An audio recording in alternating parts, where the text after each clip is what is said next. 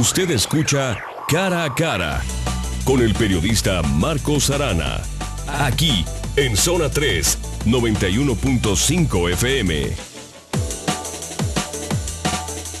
Antes de la pausa, pregunté a Claudio Sáenz David y al propio Luis Manuel Casas. A ver, ¿cómo podemos visualizar el día a día el aterrizaje de los programas de desarrollo urbano y el concepto? Tú lo dijiste, una política de Estado, una política institucional de hacia dónde va la ciudad de Guadalajara. Bueno, yo considero que en verdad toda esta transformación que ha tenido Guadalajara, y lo mencionábamos al principio, durante 40 años, bueno, ha sido dramática, ¿no? Y la recuperación pues, tiene que ser de veras en un ejercicio de mucha gente y de veras tomar decisiones en verdad eficientes y eficaces. Suena utópico para mí el hecho de poder identificar un tiempo para que nosotros pudiéramos razonar que vamos a tener la Guadalajara que deseamos recuperar, cuando Guadalajara no es más que una parte. Jalisco es terriblemente importante para nosotros, está Puerto Vallarta, Tepa, bueno, y no estamos haciendo muchas cosas, Claudio, en ese sentido, porque las casas siguen siendo todavía muy pequeñas, se siguen dando muy distantes y seguimos teniendo muchos problemas porque estamos todavía viviendo esta crisis. Bueno, Claudio, ¿política de Estado existe? En el caso de las ciudades, sí tendríamos que partir de la base que Jalisco es un estado privilegiado porque tiene una variedad de recursos en sus regiones y que a veces estos recursos no están siendo promovidos de la manera correcta. Ahí me parece que el tema de la regionalización es un tema pendiente para la actual administración del Estado y que la nueva regionalización que ellos han propuesto, la nueva división administrativa, puede ser la base de lo que suponemos será una acción mucho más definitoria en relación a las regiones de Jalisco. El promover las ciudades medias ayuda a Guadalajara. El equilibrio entre Puerto Vallarta, Ocotlán, Ciudad Guzmán, etcétera, nos va a permitir que Guadalajara crezca a un ritmo menor. Por otro lado, en Guadalajara tenemos que partir de los barrios y empezar. Otro concepto, Marcos, es el de habitabilidad. Tenemos que ayudarle a la gente de las colonias que no tienen las condiciones de vida correctas, a las que les faltan agua, drenaje, pavimentos, banquetas, espacios verdes, áreas deportivas, equipamientos de escuela y de salud. Tenemos que irnos a esas periferias urbanas de Guadalajara, a consolidarlas y hacer que sus habitantes vivan mejor. Ahí también se puede densificar a la ciudad. Y luego venirnos de esos barrios perimetrales a los barrios tradicionales. Hoy el barrio del Mercado Bola en Zapopan es ya un barrio tradicional, igual que puede ser Mexicalcingo, aunque tengan cientos de años de diferencia. Sin embargo, el trabajar en los barrios permitiría que se fueran estableciendo comunidades sanas en el contexto de la ciudad. Y luego, ¿cuál sería la base de esa sanidad? Seguridad jurídica, que los usos del suelo se respeten, servicios básicos completos, las calles en buen estado, el alumbrado completo, los jardines cuidados, la reforestación en marcha, el que haya contexto social sano, es decir, que haya actividades barriales, que participen las familias en esas actividades barriales, es reconstruir el tejido social que implica la reconstrucción del tejido urbano. Marcos, creo yo que si en los barrios hacemos eso, vamos a contribuir a la salud general de la ciudad metropolitana. Reitero, los perímetros de la ciudad, los barrios tradicionales y, por supuesto, lo que yo llamo red de centros urbanos. Parecería simplista mi pregunta, pero ni modo, corro el riesgo de hacerla. Para ti, arquitecto Claudio Sáenz David, ¿qué es más importante?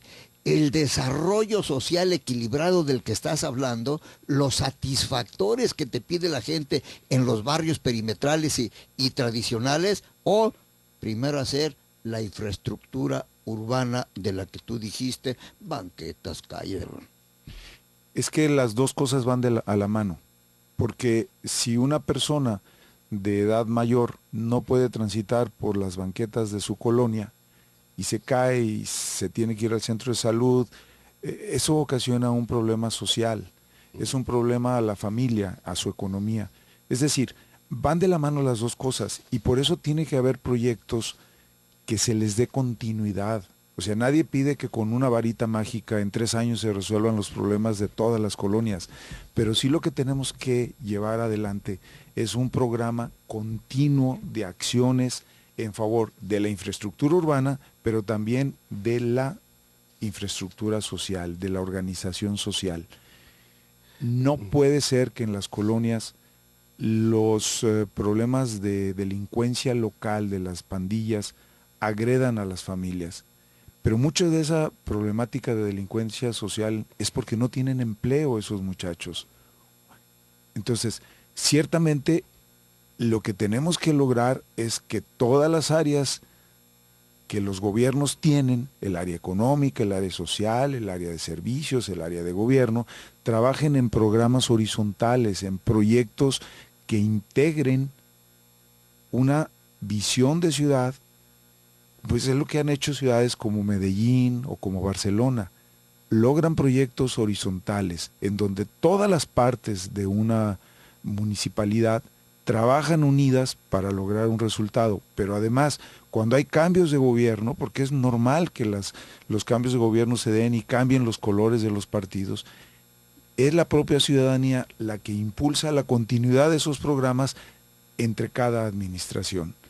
Me parece que este es el proceso que sigue, tomando en cuenta la base de participación social y de maduración que ya tenemos en nuestra sociedad tapatía, y que entonces, por eso digo, las autoridades que ya empiezan a escuchar deben de incentivar esa escucha ciudadana y hacer participar a los ciudadanos mucho más en estos procesos.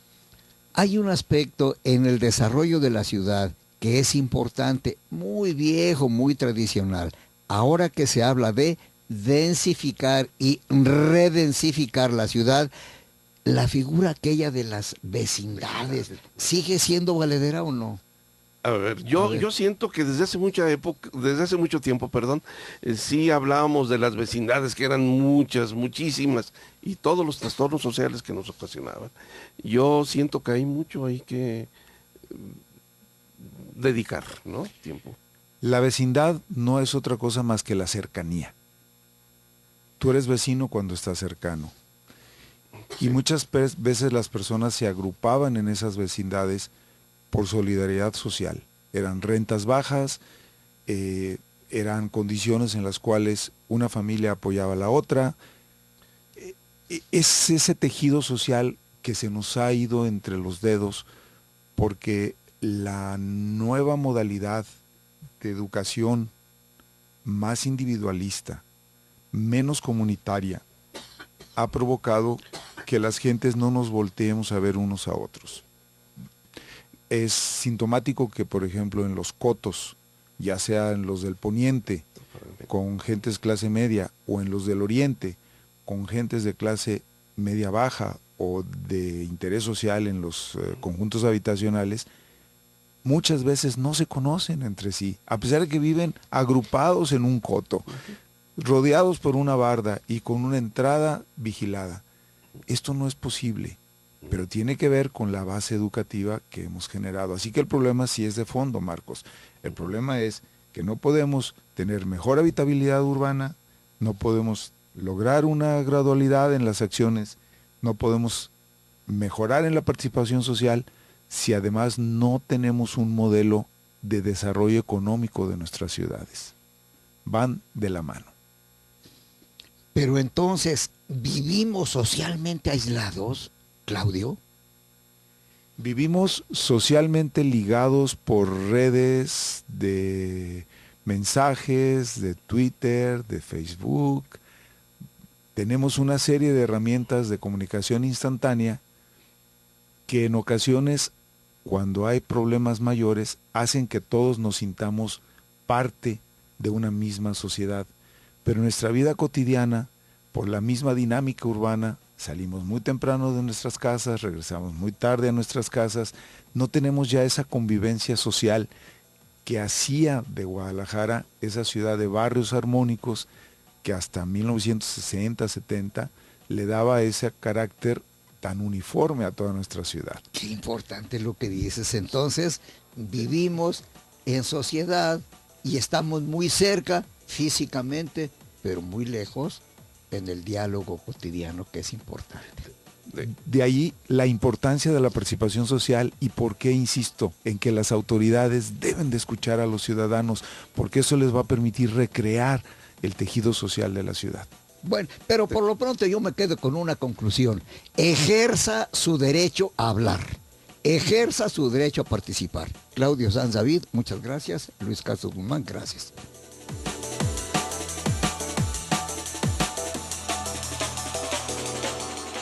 El mundo se actualiza cada